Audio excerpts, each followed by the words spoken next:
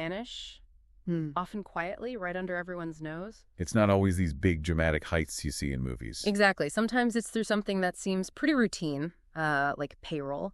So today we're doing a deep dive into payroll fraud, understanding it, spotting it, and crucially, preventing it. Our goal here is really to give you a shortcut, a way to get quickly up to speed on this critical area.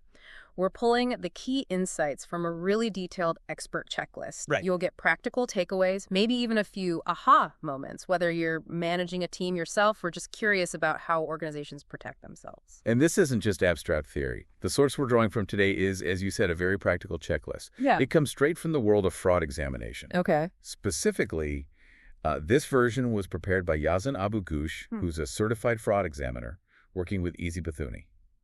The original template itself comes from the Association of Certified Fraud Examiners, and Yazan Abu-Ghosh reviewed this adaptation. So it's grounded in real-world practice. Absolutely. Yeah. It's designed to help pinpoint those vulnerabilities and highlight the best practices. Basically, setting up systems so honest mistakes get caught and, well, the deliberate schemes don't slip through unnoticed. Okay, let's unpack this then. Before we even get into prevention, we need a clear picture of what we're actually fighting against. What are the main ways people commit payroll fraud according to this checklist? Well, the source breaks it down into three main types. First up, you've got ghost employee schemes. Ghost employees. Sounds spooky. It kind of is. Basically, it means someone is on the payroll who doesn't actually work for the company. This might be a totally made-up person, like a fictional employee. Right. Or it could be someone who used to work there, got terminated, but was never actually taken off the payroll system, so their paychecks keep getting generated and diverted somehow. Okay, so that's ghost employees. What's the second category? Second, we have overpayment schemes. Now, this involves a real employee, someone who actually works there, but they're getting paid more than they should based on falsified information. Think things like manipulated time cards, adding extra hours they didn't work, or maybe incorrect salary adjustments that bump up their pay without proper authorization. Got it. So padding the hours or the rate. Exactly. And the third one is commission schemes. These are, well, obviously more common in jobs where pay is tied to sales performance. Sales teams, for instance. Precisely. In these schemes, someone fraudulently inflates either the amount of sales they've made or the commission rate they're supposed to receive. They might invent sales or tweak the percentage they're due, leading to payouts they haven't really earned. It's really interesting how all three of these, at their core, are about exploiting trust. Yes. And also gaps in the process, right? That's the key. Trust and process weaknesses. So if those are the main threats, where does an organization even start to build up its defenses? What are the absolute must-have foundational controls? The checklist really stresses, starting with good structural integrity and what you could call data hygiene, foundational stuff. Okay. Like what specifically? First and foremost, segregation of duties. This is a big one. The source is clear key functions like handling payroll, HR, general accounting, and the treasury or payment function. They need to be separate. So one person can't control the whole process end to end. Exactly. It prevents one individual from having too much control, which, is where the opportunity for fraud often lies. No single person should hold all the keys to the payroll castle, so to speak. Makes sense. What else? Then there's the need for independent records and oversight. For instance, the checklist says personnel records, who's hired, their status, their pay rate, should be kept completely separate from the payroll processing and timekeeping functions. Creating a natural cross-check. Precisely. If someone tries to sneak a ghost employee onto the payroll, the separate HR records should flag that there's no such person hired. And you can't underestimate just diligent data scrutiny. The checklist advises regular reviews of the employee payroll list. Look for things like duplicate Social Security numbers or missing ones. Look for duplicate home addresses, phone numbers, even duplicate bank account numbers for direct deposit. Simple checks, but potentially powerful. They really are. These simple audits can flag anomalies that might point to ghost employees or maybe even duplicate payments going to a real employee through different accounts. Okay. Anything else foundational? Yes. Thorough new hire procedures. This is about prevention right from the start. Organizations need to actually perform reference checks on new hires, and they must require proof of immigration status or right to work. Why is that so critical for fraud prevention? It helps prevent someone from creating a fake employee identity right from the get-go. It verifies the person is real and eligible to work before they even get into the system. That does raise a question, though. These checks, like segregation of duties or verifying new hires, they sound pretty fundamental, almost like common sense. Why aren't they just standard practice everywhere? That's a great question. The checklist doesn't explicitly state why companies fail here, but you often see it comes down to resources, maybe perceived complexity. Or maybe just underestimating the actual risk. That too. Sometimes companies think it won't happen here. But the source really hammers home how critical these basics are.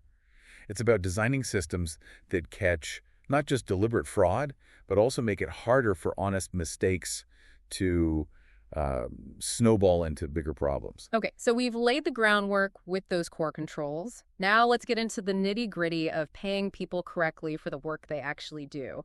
This seems like where those overpayment schemes could really take root. Absolutely. This is where the rubber meets the road, you could say. The checklist gets quite detailed on controls around tracking time, changing salaries, and calculating commissions. So what are the key controls for timekeeping? First, strict timekeeping controls are just paramount. Things like overtime, it must always be authorized beforehand by a supervisor. Not just claimed after the fact? Right. And supervisors shouldn't just blindly sign off. The checklist says they need to actually verify the time worked by each employee and sign the time cards or approve electronic records every single pay period. What about places still using physical time cards? Seems a bit old school, but I know they exist. They do. And if physical cards are used, the controls need to be even tighter. They must be kept secure, maybe locked up when not in use. A supervisor should ideally be present when employees are clocking in or out. Interesting. And supervisory approval is mandatory on all completed cards. Then, and this is crucial, the original time cards go straight to payroll after approval. Why is that specific step so important? Because employees should not get access to their approved time cards again. That prevents them from, making a little alteration after the supervisor signed off, but before it hits payroll. Closing that loophole. Precisely. Though the checklist also strongly recommends moving to an electronic timekeeping mechanism whenever feasible. Because it's just inherently more secure. Generally, yes. Electronic systems usually offer better built-in controls and reduce many of the risks tied to manual cards, like alterations or buddy punching. Okay, that covers time worked. What about changes to salaries or commissions? Also vital controls there. For salary and commission adjustments, any change to an employee's base salary should require approval from more than one level of management, not just their direct supervisor. Adds another layer of review. Exactly. And for commissions, a couple of key things. Expenses claimed should be compared against sales figures to make sure they line up.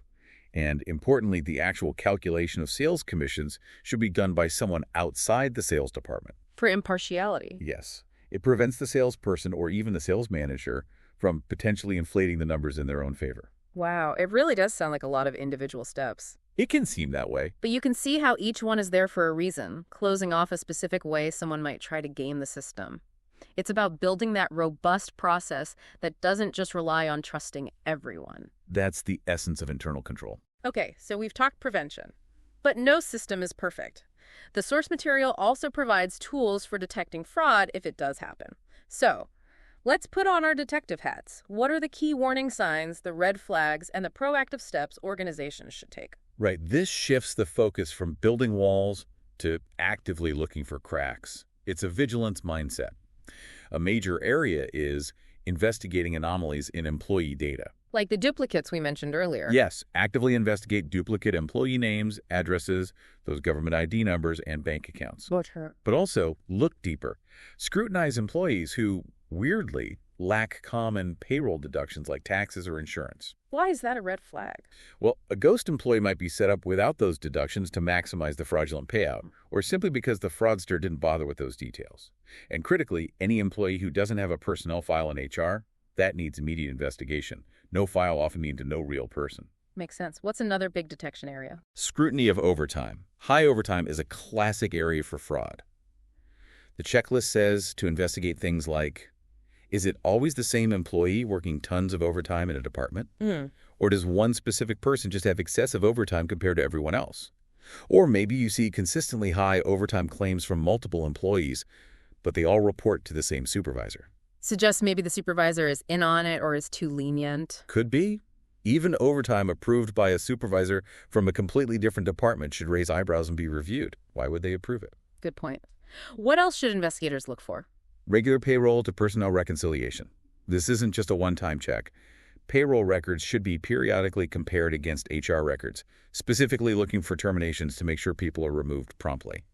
And just generally verifying that everyone on payroll matches an active employee in HR. Catching those ghosts who weren't removed. Exactly. And a really simple one. Unclaimed paychecks. If physical checks are issued, any that aren't picked up need investigation. Who are they for if no one is collecting them? Often, it's a ghost. Seems obvious, but probably easy to overlook. It can be. Yeah. Then the source highlights various financial and operational cross-checks. Things like comparing payroll expenses against production schedules. Do the hours paid match the work output? Supervisors should verify how hours are allocated. Getting operational managers involved? Yes. Also, compare the number of employees on the payroll list each period to the actual number of payments made. Do they match?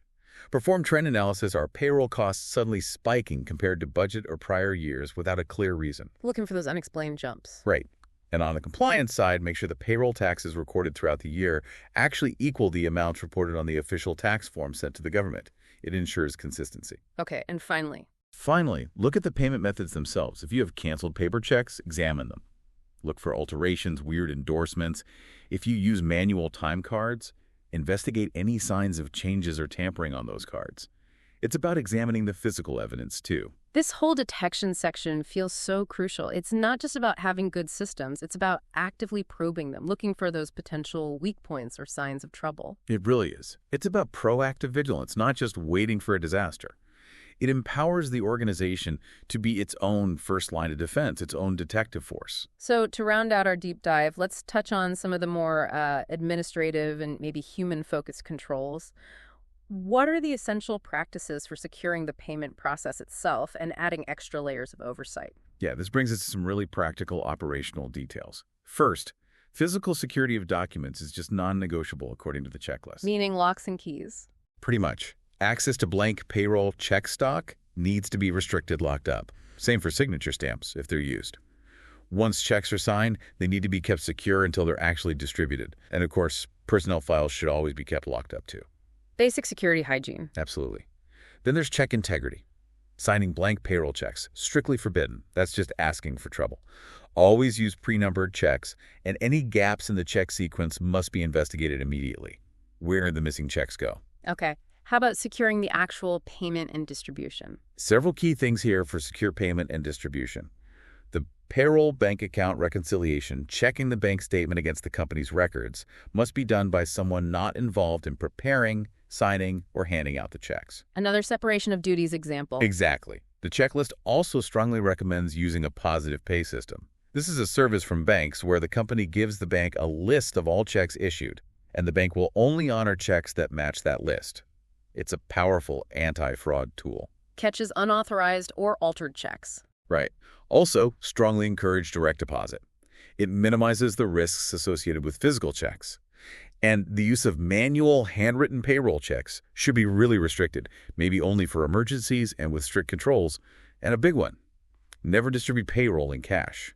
Too risky, too hard to track. Way too risky. Yeah. Now, for distribution controls, if you are distributing physical checks or even pay stubs, assign that task to someone separate from the payroll department. Again, separation. Yes. Require employees to show ID to pick up their check or stub.